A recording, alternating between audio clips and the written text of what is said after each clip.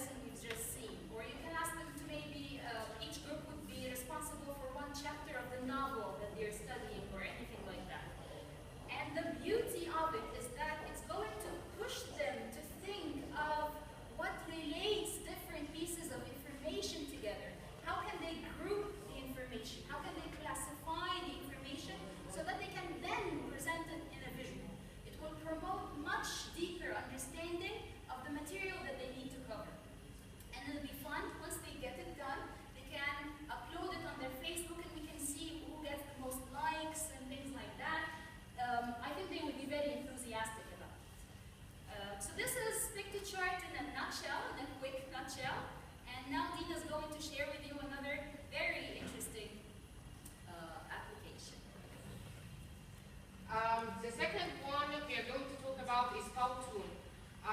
We are familiar with creating presentations by PowerPoint presentations using the Microsoft one, but when we come to videos, we use the YouTube videos to show our students. But have you thought of creating your own video, or instead of using PowerPoint presentation, using a video to present a topic or give something, introduce a new topic to your students?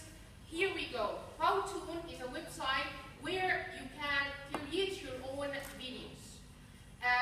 You can turn any information into a presentable and interesting video that you can share with your students, or you can ask your students to create their own as projects, and also they can share it with their peers. Powtoon, you have to, of course, we have, in order to start with Powtoon, you have to sign up as any website, and you have here memberships, types of memberships. We use here the free membership, but you have other paid ones. Okay, as for the free one, you have here, when we go to create, we have two options. Either you start from scratch, you create your own video from scratch, or you can go to the templates, to the ready-made, ready-made one, and pick up one, and you start changing the visuals and adding editings and so on, so you create your own. Okay? I'm here logged in on my account. Actually, there is a new feature that's added to Powtoon, is to put your voice over. So, in order to put your voice over your own video, you can prepare a script first, and then you start recording your voice, either using a program on your PC, one of the recording programs, and upload the file on the website to your video, or you can use the website itself. It has an option of recording. Actually, Hiba and I created a video using the voiceover. We are going to show it to you now. Here, that's the one. Just follow these 7 simple steps.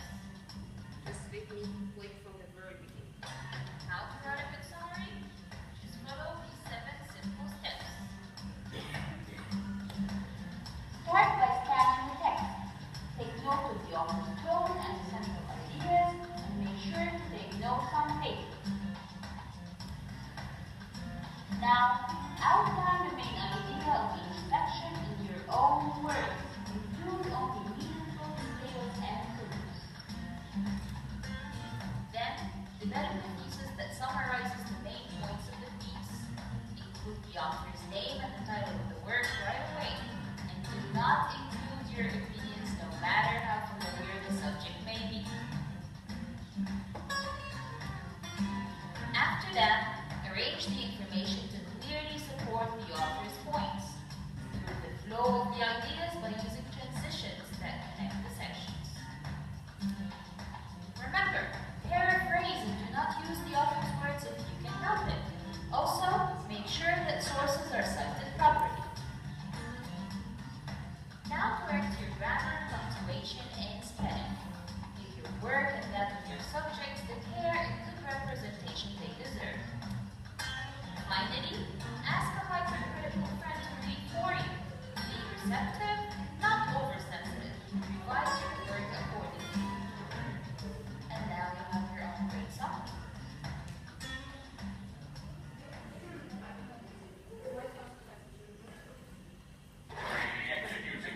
Powtoon? Yes. Yeah. Okay. Actually, can you do sounds? Music out of your. Yeah. You make both, or In the options, actually, you have to invest some time. Syria's war is a mess. After 4 years, the conflict is divided between 4 different sides of the ground. Each side has different foreign backers, and those foreign backers don't. Good. All right. Play the automatic one. All right. First,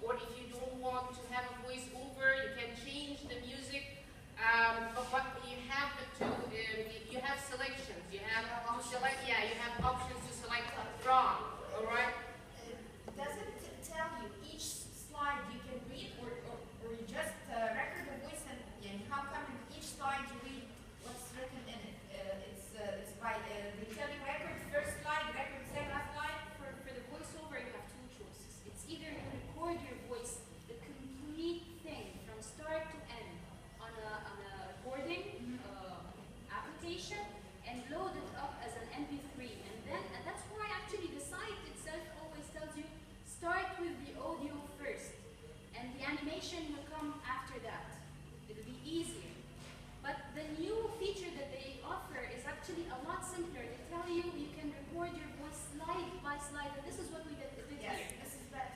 Yes, this is exactly what we did. We started, for each slide we had the script, and we read what we wanted to read for this particular slide. This is the edit. This is the edit screen, all right?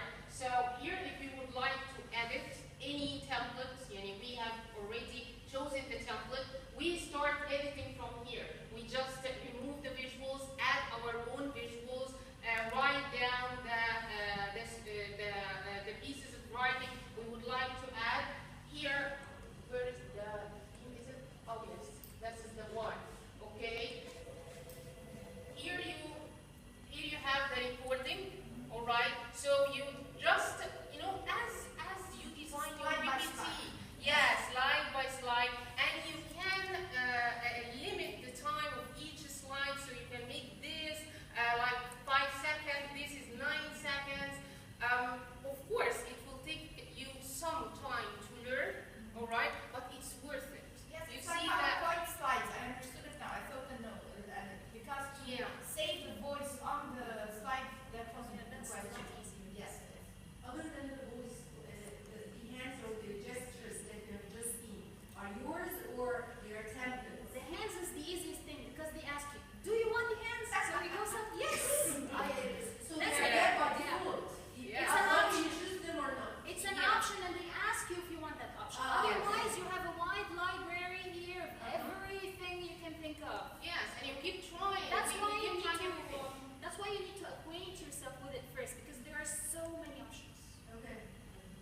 Okay, so if you would like to create your own from scratch, yes, you might find it time consuming, but actually it's worth it because you will have your own material that you can use it over and over again. So how would you share it with your students or to use it publicly? You have here 2 options as a free member. You cannot download it to your own PC, but you can upload it to your YouTube channel because when we play from the YouTube. You just click export. Yes, here this is our video on my dashboard on my account. All right. So here I just click export. So I go and take the steps of exporting, and if I have a YouTube channel, of course I have my own. So I just enter my own email and everything, and they send me via email 2 links. One link for the YouTube video, the one uploaded on YouTube, the one I played now, and another one on Powtoon itself. Okay? Yes. So I cannot download it to my PC just because I'm on the free membership. So Yes. Yes. Okay. You can go around the through you YouTube. can download Oh, yeah, it from that's YouTube good. itself. You can download it from YouTube itself. Yes, but from the Powtoon, no. And you can share the link of the Powtoon video itself with your students. Okay? So this is Powtoon. Actually, we have one third interesting web application that Hiba will talk about, which is the QR treasure hunt. Okay, so let's give it a second because this is too much information now. Okay, so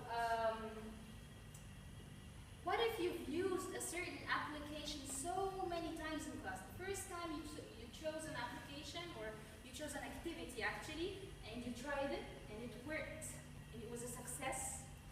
And then the second time, the third time, and I'm guessing about the 4th time you start to see no enthusiasm. Did this happen to you before?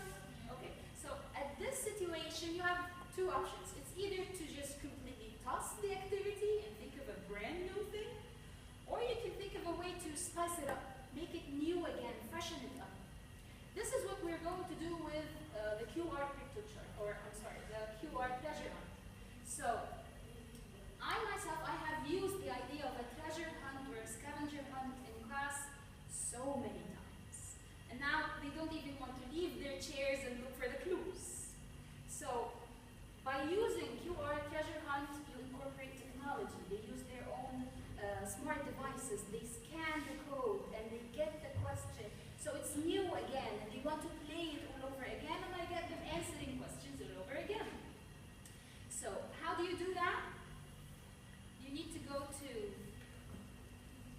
www.classtools.net. Now, it's actually a very rich site, and they have a lot of things that can make your life easier in the classroom, but we're only focusing on one of them now, which is the QR treasure hunt. Here it is. Okay. You don't need an account or anything, you just click start. Give your quiz a name. And type in your questions and answers. I have a set of questions and answers here. You need a minimum of 5, no less than 5. Give it a code so you can later go back and check, yes, and edit it, and then create the QR challenge. Now, I know, okay, this is because this one is already created, so let me go back and check it on the archive. Also, through the archive here you have a ton of prepared material. You can figure out from the names sometimes. Here's the one that I've created before. On this page, you get the link with the codes that you can print off. Here are the codes. At this stage, you only need one thing.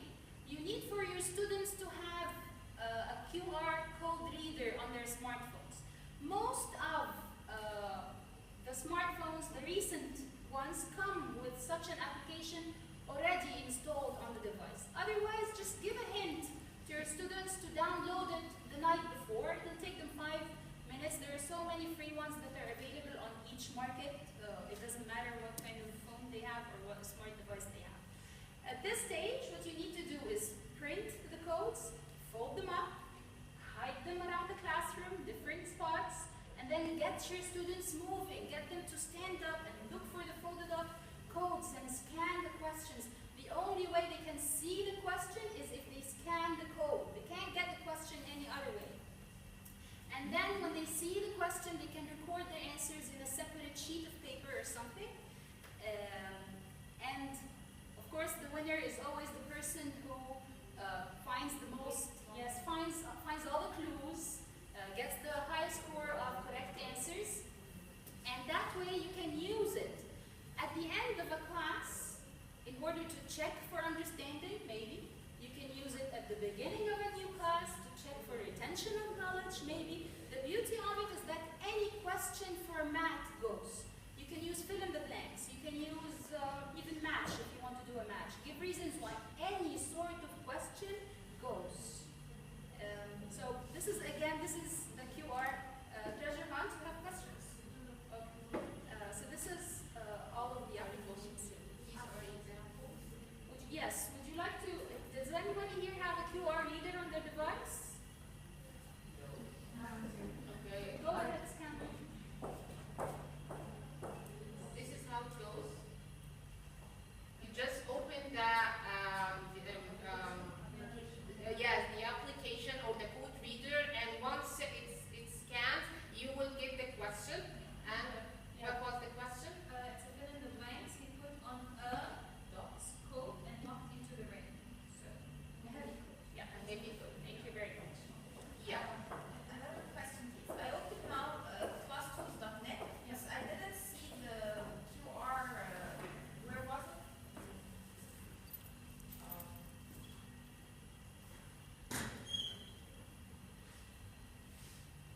Yes. Yeah, that's the one. QR treasure hunt. QR treasure hunt generated. Okay? So the URLs are here.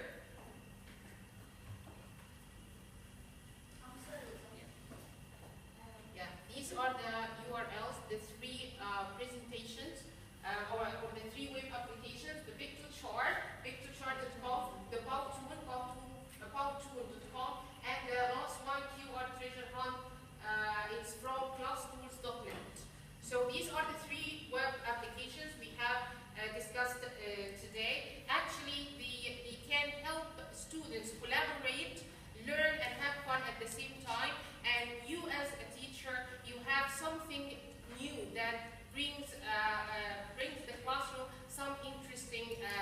environment.